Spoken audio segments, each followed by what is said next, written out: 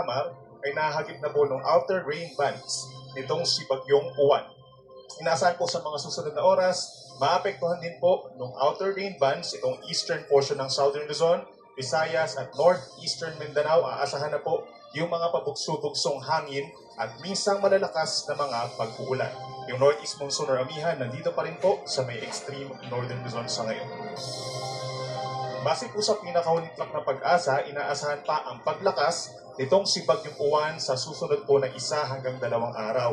Kung mapapansin din natin, magkakaroon siya ng close approach or malapit dun sa kanyang sentro, dito pong Northern Samar at ilang bahagi pa ng Bicol kagaya ng Catanduanes, Eastern Albay at Northern Coast ng Camarines Sur and Camarines Norte. So mamayang umaga or bukas po yan ng umaga, malapit na sa may Catanduanes, habang pagsapit po dito sa bukas sa umaga hanggang sa hapon, approaching na po siya dito sa may Eastern Coast ng Quezon at ng Aurora. So possible siya mag-landfall dito po sa may parting Aurora and Southern Isabela.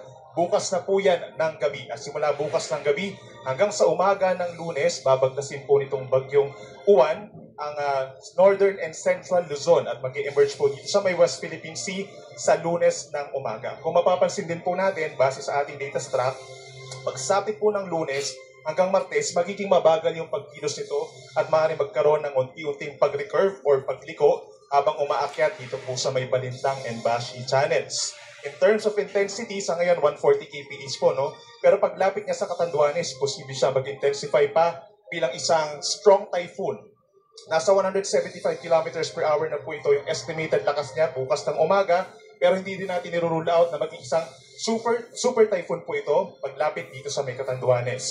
So bukas ng likely tanghali hanggang sa gabi, nasa super typhoon category po ito. Mararanasan na yung matinding hangin po at matinding ulan dito sa ating mga kababayan sa may eastern portion ng Luzon, bagay dito sa may Samar Island. In terms of lawak naman po yung radius, sa ngayon po nasa 780 kilometers, so yung kanyang kabuang diametro estimated at around 1,500 kilometers. So kaya po niyang sakupin ang halos buong bansa. Mahagip din ang Luzon, ang malaking bahagi ng Luzon at Visayas. Simula po bukas ng mga matitinding hangin at pinakamalapit na yung mga areas dito sa may parting Northern Luzon, Central Luzon.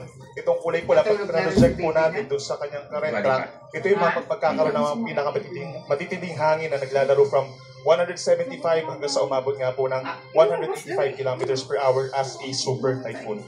Andiyan pa rin po yung ating cone of probability na tinatawag.